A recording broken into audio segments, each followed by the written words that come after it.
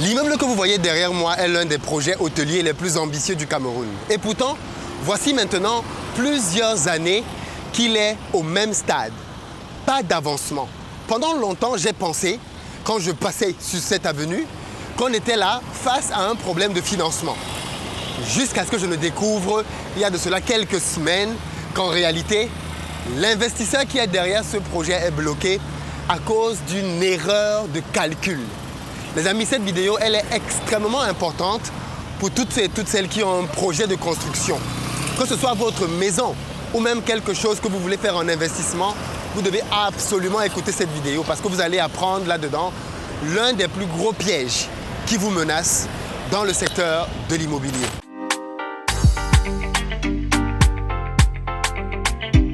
Salut à toi, bienvenue sur ma chaîne, moi c'est Philippe Simo. Ici je te parle de business, de mindset, de gestion des finances parce que c'est avec tout ça qu'on va développer notre continent. Si toi aussi tu veux faire partie de cette belle aventure, tu t'abonnes et tu actives la cloche des notifications. Si vous êtes en Côte d'Ivoire, si vous arrivez prochainement à Abidjan, vous le savez déjà, on a une société de location de voitures sur place et on met à votre disposition des véhicules pick-up, SUV, berline en fonction de votre budget.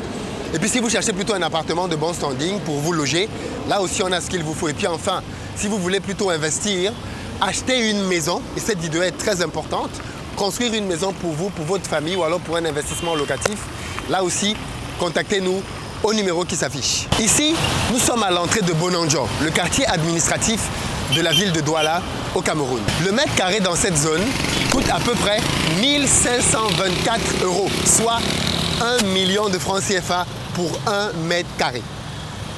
Derrière moi, vous avez un projet d'envergure qui s'étale sur une grosse superficie. Par contre, depuis quelques années maintenant, je parle bien d'années, ce projet est à l'arrêt. Pendant longtemps, j'ai pensé que c'était un problème de financement. On sait tous qu'il y a beaucoup d'immeubles comme ça au pays qui sont démarrés et qui ne sont jamais terminés faute de moyens. Et je pensais donc que ce promoteur-là était bloqué par des sous. Même si ça me paraissait un peu bizarre.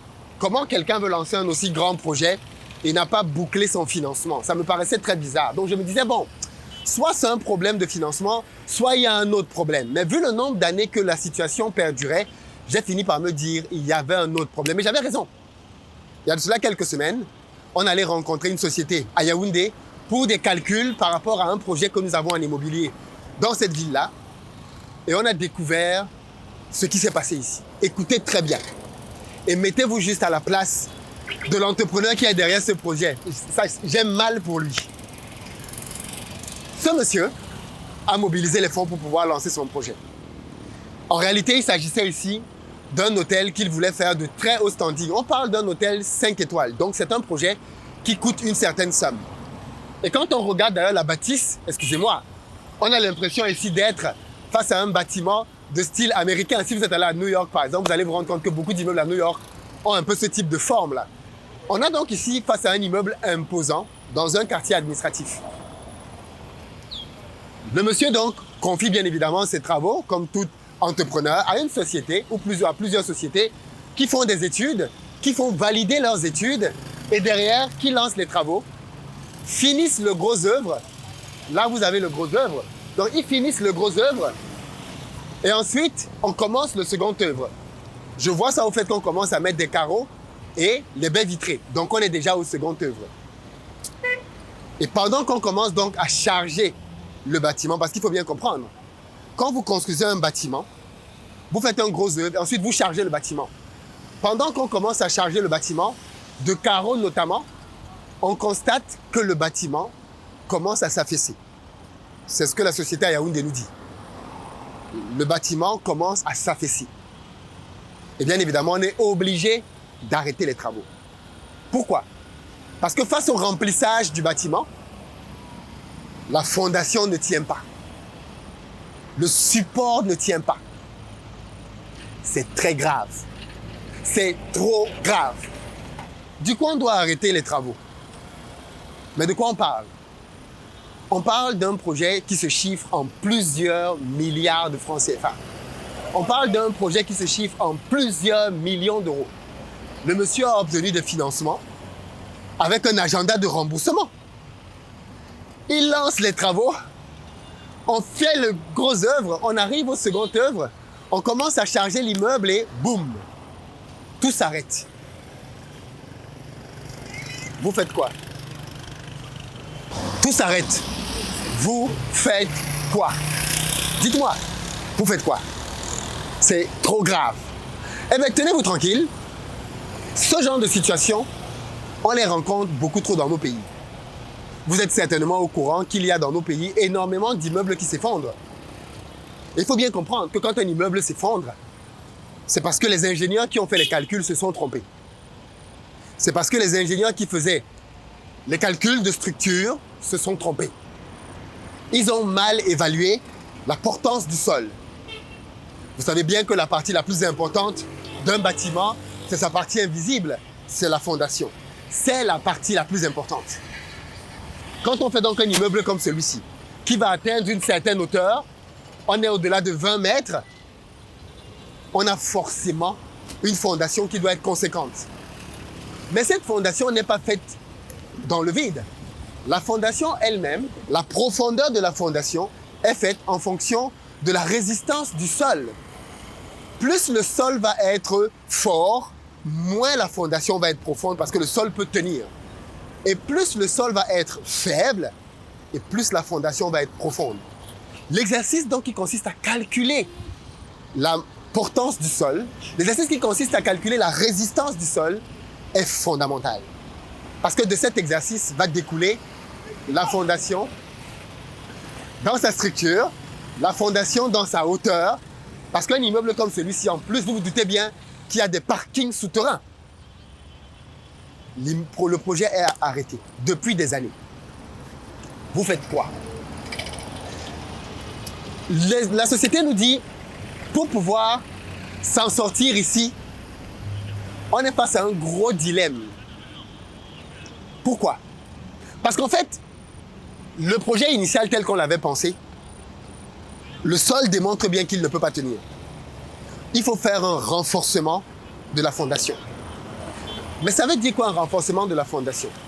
Ça veut dire qu'il faut aller voir le sol, voir quelle est la hauteur que ce sol-là peut porter réellement, voir les poteaux et se demander si les poteaux actuels doivent être renforcés ou pas. Et s'ils doivent être renforcés, qu'est-ce qu'on peut faire en termes de renforcement? Seul problème, on a déjà bâti un immeuble dessus, qui lui-même a déjà des sous-sols.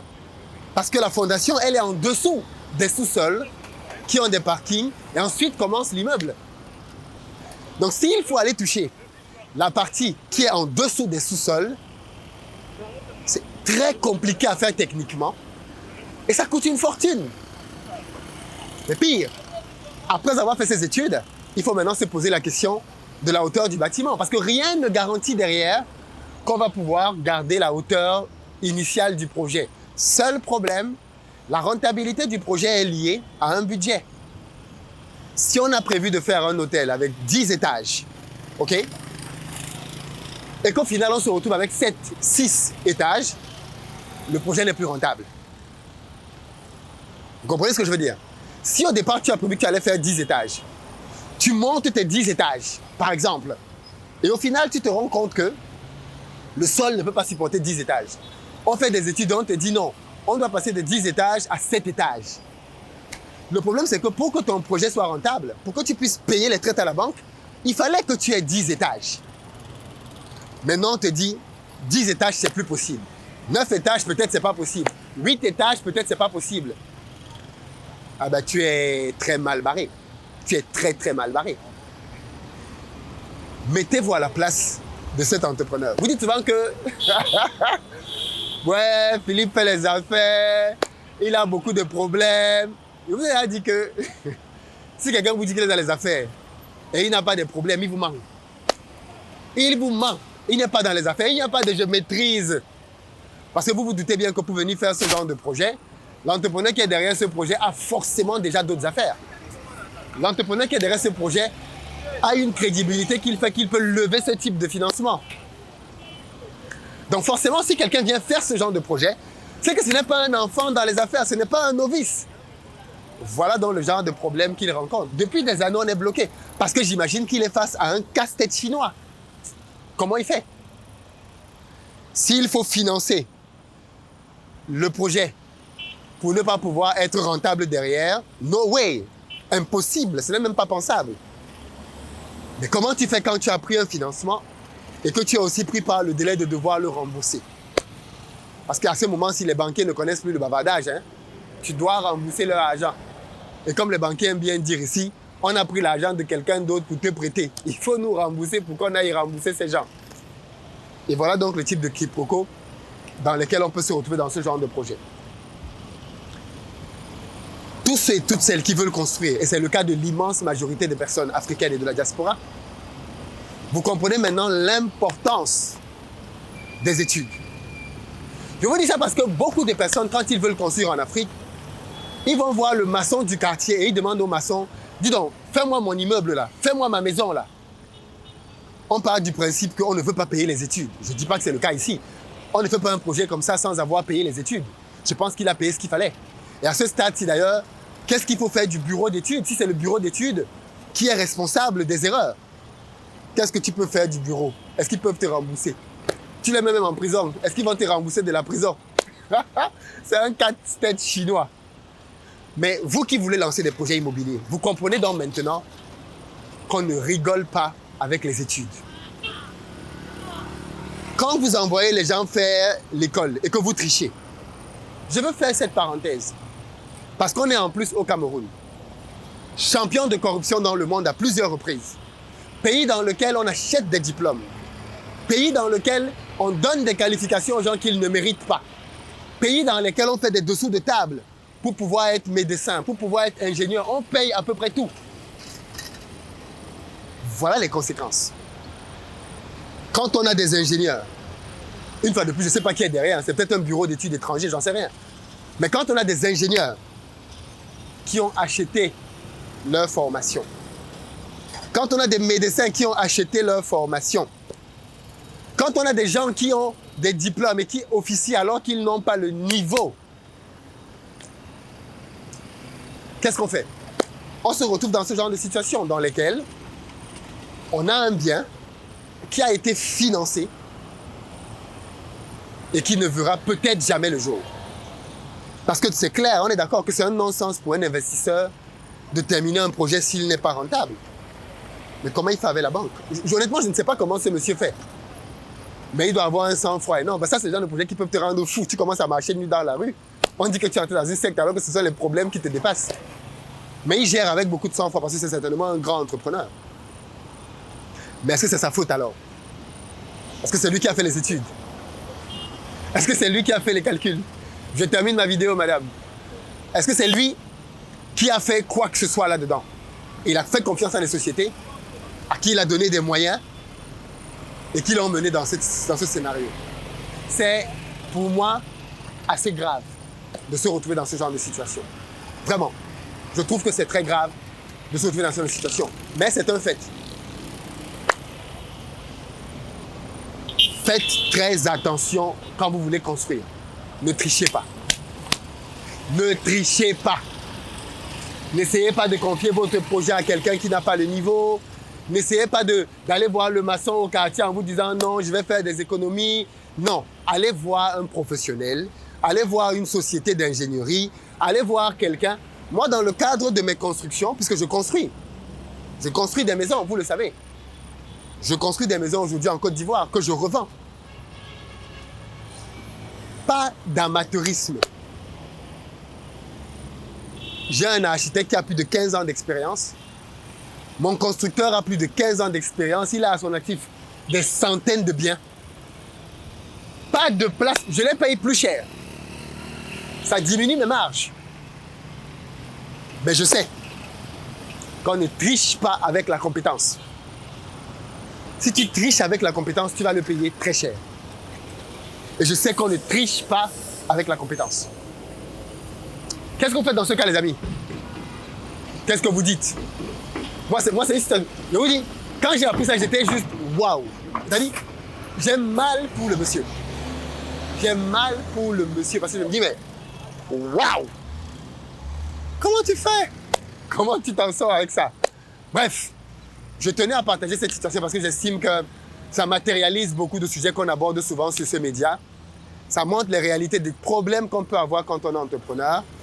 Ça montre les réalités que l'incompétence peut produire parce que Cette incompétence, si elle est visible, mais les incompétences dans les hôpitaux qui tuent les gens, ça c'est invisible. Les gens meurent à l'hôpital, on te dit que non, alors que c'est l'incompétence d'un toto qui s'appelle médecin, qui ne savait pas quoi faire et qui est venu faire des bêtises sur les gens, il les a tués. Combien de personnes meurent dans nos pays par incompétence?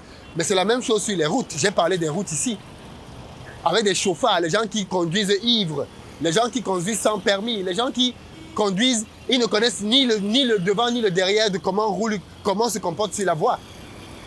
Quand on arrive à ce stade dans un pays dans lequel tout le monde triche pour tout, cette tricherie se retourne contre nous. Cette tricherie se retourne contre nous. Beaucoup de courage, monsieur l'entrepreneur. Je suis certain que cette vidéo va vous parvenir parce que, bien évidemment, quand on met ce genre de sujet en évidence, les gens qui vous connaissent vont vous envoyer la vidéo. En tout cas, je vous souhaite beaucoup de courage, vraiment beaucoup de courage. Je ne sais pas comment vous allez vous en sortir. J'aimerais bien savoir les tenants, des aboutissants, les détails, parce que le cabinet qui nous a donné des éléments, nous a donné les éléments au niveau où il les avait. Vous avez certainement plus de précision. Est-ce que vous voulez en parler ou pas? J'en sais rien, mais en tout cas, beaucoup de courage pour vous dans cette situation qui, j'imagine, hyper difficile. Beaucoup de courage. Les amis, dites-moi dans les commentaires comment on se sort de ça, d'après vous. Et je vous dis, hasta la vista soara.